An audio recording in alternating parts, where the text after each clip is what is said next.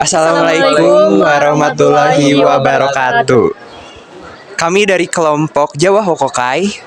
Perkenalkan, nama saya Danda Epandra, nomor absen 7. Perkenalkan, nama saya Desri Maltinus, nomor absen 8. Perkenalkan, nama saya Dimas Salim Adipasya, nomor absen 9. Kita akan membahas Jawa Hokokai. Nah, ini dia materi yang akan kami bahas. Isi yang kami bahas, yang pertama ada pengenalan Jawa Hokokai, yang kedua dampak Jawa Hokokai pada masa penjajahan Jepang, yang ketiga faktor-faktor yang mempengaruhi munculnya Jawa Hokokai, dan yang keempat tokoh-tokoh Jawa Hokokai dan distribusinya. Selanjutnya yang kelima aktivitas dan program Jawa Hokokai, yang keenam dampak Jawa Hokokai dalam perjuangan melawan penjajahan, yang ketujuh legasi Jawa Hokokai, dan yang terakhir kesimpulan. Oke, kita ke materi yang pertama, yaitu pengenalan Jawa Hokokai. Jawa Hokokai adalah organisasi yang dibentuk oleh pemerintah Jepang selama masa penjajahan mereka di Indonesia. Organisasi ini secara resmi didirikan pada 8 Januari 1944 oleh Panglima Tentara ke-16 Jepang, yaitu Kumakichi Harada. Ketika Jepang mulai merasa terhimpit dalam perang melawan negara-negara barat dan memerlukan organisasi sosial untuk menguatkan dukungan mereka. Konsep dasar Jawa Hokokai berasal dari Hoko Seishin, yang berarti semangat kebangkitan. Ada 3 prinsip utama yang menjadi fokus organisasi ini, yaitu pengorbanan diri, penguatan persaudaraan, dan pelaksanaan tugas yang diberikan oleh Jepang. Ketiga prinsip ini menjadi tuntutan bagi seluruh masyarakat Indonesia saat itu, karena Jepang merasa terdesak dalam perang melawan negara-negara barat. Dalam konteks perjuangan melawan penjajahan, Jawa Hokokai berfungsi sebagai alat untuk memobilisasi dukungan dan sumber daya bagi Jepang. Organisasi ini menjadi wadah bagi Jepang untuk mengeksploitasi sumber daya dan tenaga kerja Indonesia dalam upaya mereka untuk memenangkan perang. Organisasi ini dibubarkan oleh pemerintah Indonesia setelah Jepang menyerah pada akhir Perang Dunia Kedua. Pembubaran ini dilakukan karena Jawa Hokokai dianggap sebagai alat kontrol dan pengaruh Jepang terhadap penduduk Jawa. Setelah pembubaran tersebut, Jawa Hokokai tidak lagi beroperasi di Indonesia. Lanjut ke materi yang kedua, yaitu dampak Jawa Hokokai pada masa penjajahan Jepang. Selama masa penjajahan Jepang di Jawa, kondisi sosial, politik, dan ekonomi mengalami perubahan yang signifikan. Di bidang sosial, Jepang mencetuskan kebijakan tenaga kerja Romusa yang memaksa penduduk lokal untuk bekerja dalam proyek-proyek besar seperti pembangunan jalan dan jembatan. Kebijakan ini mempengaruhi kehidupan sehari-hari masyarakat dan seringkali mengarah pada eksploitasi dan penyalahgunaan tenaga kerja. Secara politik, Jepang mencoba untuk mempengaruhi dan mengendalikan struktur kekuasaan di Jawa. Mereka membentuk organisasi-organisasi baru seperti Jawa Hokokai untuk memobilisasi dukungan dan sumber daya. Jepang juga melakukan upaya untuk mempengaruhi ideologi dan pemikiran politik masyarakat dengan tujuan untuk memperkuat posisi mereka dan menentang kekuatan kolonial barat. Dalam hal ekonomi, Jepang menerapkan sistem ekonomi perang, yang berarti bahwa semua sumber daya dan produksi diarahkan untuk mendukung supaya perang mereka. Ini mengakibatkan peningkatan eksploitasi sumber daya alam dan tenaga kerja yang berdampak negatif pada kehidupan ekonomi masyarakat lokal. Selanjutnya materi yang ketiga, yaitu faktor-faktor yang mempengaruhi munculnya Jawa Hokokai. Faktor-faktor yang mempengaruhi munculnya Jawa Hokokai termasuk ketidakpuasan terhadap pemerintahan kolonial dan keinginan untuk mencapai kemerdekaan. Kolonialisme telah menimbulkan ketidakadilan sosial dan ekonomi, dan banyak orang merasa bahwa mereka tidak memiliki kontrol atas kehidupan mereka sendiri. Ini menciptakan lingkungan yang memungkinkan untuk munculnya organisasi seperti Jawa Hokokai yang menjadikan perubahan dan pembebasan dari penjajahan. Materi yang keempat yaitu tokoh-tokoh Jawa Hokokai dan distribusinya. Yang pertama ada Jenderal Kumakichi Harada. Jenderal Kumakichi Harada merupakan pendiri Jawa Hokokai dan juga Panglima Tentara ke-16. Perjalanan karir Kumakichi Harada dimulai pada tahun 1910 ketika ia bergabung dalam Kesatuan Infanteri ke-44 di Kochi, Jepang. Pada tahun 1927, ia ditugaskan ke Cina Daratan sebagai atase militer di kedutaan. Setelah Jepang menduduki Indonesia, pada 8 Januari 1944, Jenderal Kumakichi Harada mendirikan Jawa Hokokai atau Himpunan Kebaktian Jawa dengan tujuan untuk menumbuhkan persatuan serta semangat rakyat Jawa. Selanjutnya yang kedua ada Insinyur Soekarno. Beliau adalah penasihat utama Jawa Hokokai. Soekarno merupakan salah satu tokoh paling penting dalam sejarah Indonesia.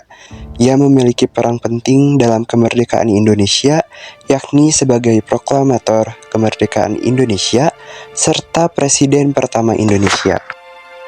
Tokoh yang ketiga ada Hasyim Asy'ari. Beliau juga merupakan penasihat utama Jawa Hokokai. Hasyim Asy'ari termasuk ulama pendiri organisasi Islam, yaitu Nahdlatul Ulama atau yang kita ketahui sebagai NU, dan merupakan sosok yang melekat dengan keberadaan NU sampai sekarang ini.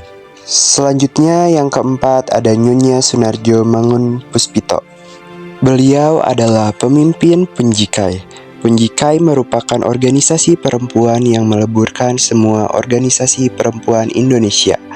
Jepang membutuhkan organisasi ini sebagai tenaga bantuan untuk mengatasi masalah sosial ekonomi yang buruk dalam masa tersebut. Lewat Penjikai ini, diadakan kegiatan sosial yang berada di kampung-kampung dalam kota, misalnya penyuluhan soal kesehatan. Dan yang terakhir ada Kuniaki Koiso. Beliau merupakan Perdana Menteri Jepang ke-41 pada 22 Juli 1944 hingga 7 April 1945. Koiso dilahirkan di Prefektur Tochigi tahun 1880 dalam sidang parlemen di Jepang. Perdana Menteri Kuniaki Koiso merilis keputusan resmi Kekaisaran Jepang yang membuat beberapa pihak terkejut. Putusan ini memicu banyak reaksi, salah satunya dari organisasi Penjikai, yang merupakan salah satu bagian dari Jawa Hokokai. Lanjut ke materi selanjutnya, aktivitas dan program Jawa Hokokai. Jawa Hokokai memiliki berbagai aktivitas dan program yang dirancang untuk mendukung tujuan mereka. Beberapa contoh aktivitas dan program yang dilakukan oleh Jawa Hokokai meliputi 1. Melaksanakan segala tindakan dengan nyata dan ikhlas demi pemerintahan Jepang. 2. Memimpin rakyat untuk mengembangkan tenaga berdasarkan semangat persaudaraan. 3. Memperkuat semangat dalam membela tanah air. Jawa Hokokai juga terdiri dari berbagai himpunan kebaktian sesuai dengan bidang profesi. Misalnya ada Kyoiku Hokokai yang merupakan wadah kebaktian para pendidik dan guru-guru, serta Izi Hokokai yang merupakan wadah kebaktian para dokter. Selain itu, Jawa Hokokai juga berperan dalam meningkat kesejahteraan masyarakat Jawa, Jepang, dan memperkuat hubungan antara Jepang dan Indonesia. Organisasi ini merupakan contoh nyata bagaimana sebuah komunitas dapat berperan dalam memajukan dan melindungi hak-hak masyarakat. Namun perlu diingat bahwa meskipun Jawa Hokokai memiliki berbagai aktivitas dan program, organisasi ini tetap merupakan bagian dari upaya Jepang untuk memanfaatkan sumber daya dan tenaga kerja Indonesia selama masa penjajahan mereka. Selanjutnya, materi yang keenam ada dampak Jawa Hokokai dalam perjuangan melawan penjajahan. Jawa Hokokai memiliki dampak dan signifikan dalam perjuangan melawan penjajahan, terutama dalam pembangunan kesadaran politik dan nasionalisme di kalangan masyarakat Jawa. Meskipun organisasi ini didirikan dan dikendalikan oleh Jepang, Jawa Hokokai berhasil menyadarkan masyarakat bahwa untuk mencapai kemerdekaan diperlukan perjuangan bersama dan pengorbanan. Dalam konteks politik, Jawa Hokokai memainkan peran penting dalam mobilisasi, dukungan, dan sumber daya untuk Jepang. Namun seiringnya berjalannya waktu, organisasi ini juga membantu membangun kesadaran politik dan nasionalisme di kalangan masyarakat Jawa. Secara sosial, Jawa Hokokai berkontribusi dan memperkuat persaudaraan dan pembelaan tanah air. Meskipun organisasi ini hanya berkontribusi di Jawa, dampaknya terasa di seluruh pulau. Selanjutnya, materi yang ketujuh ada legasi Jawa Hokokai. Legasi Jawa Hokokai dapat dilihat dalam semangat perjuangan dan persatuan yang tetap hidup di kalangan masyarakat Indonesia. Meskipun organisasi ini tidak lagi aktif, nilai-nilai yang ditekankan oleh Jawa Hokokai seperti persaudaraan dan pengorbanan untuk tanah air tetap relevan dalam pergerakan nasional Indonesia. Dan yang terakhir, kesimpulan.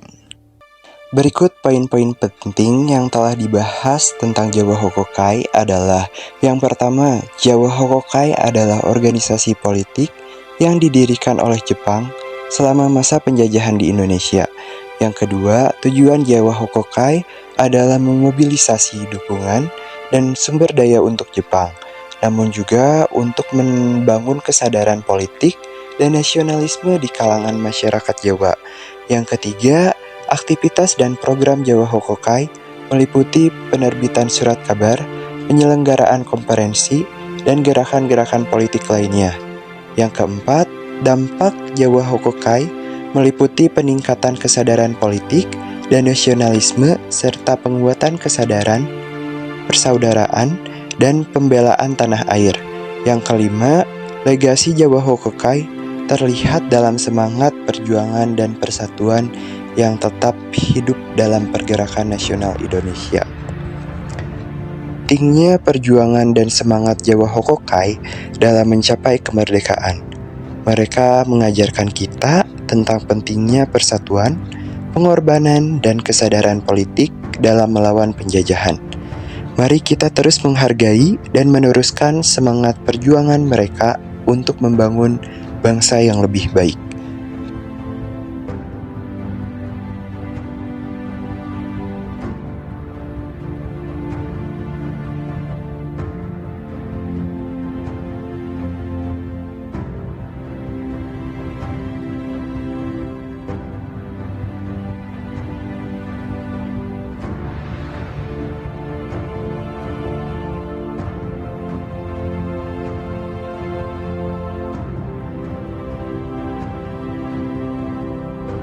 Sekian dari kelompok kami. Terima kasih. Terima kasih. Wassalamualaikum.